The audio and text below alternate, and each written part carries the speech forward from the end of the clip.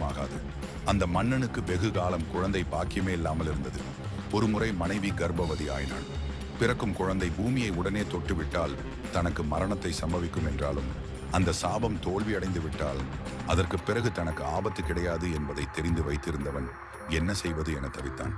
ஆனால் அவன் அழிய வேண்டும் என்ற விதி இருந்ததினால் அசுரர்களையும் அரக்கர்களையும் அடக்கி வைத்திருந்த பெரியாச்சி அம்மன் அவன் நாட்டில் ஒரு வயதோகிய பெண்மணி உருவில் வலம் வந்து கொண்டிருந்தாள். அந்த காலங்களில் கட்டில்கள் கிடையாது, சொகுசான மெத்தை போன்றவையும் கிடையாது. பிரசவம் என்றாலே பிரசவ தீட்டுப்படாமல் இருக்க பிரசவ வேளை வந்ததும் வீடுகளின் மூலைகளில் அவர்களை தனியாக இருக்கச் சொல்வார்கள். தரையில் பாயின் மீதுதான் இருந்து பிரசவிப்பார்கள். அத்தனை கட்டுப்பாடு இருந்த காலம் அது. அரசன் தன்னுடைய படையினரை அனைத்து இடத்துக்கும் அனுப்பி மனைவிக்கு பிரசவம் பார்க்க தக்க துணையை தேடினான். ஆனால் யாரும் அவனுக்கு உதவ முன் வரவில்லை. ராணிக்கு பிரசவ வலி வந்துவிட்டது.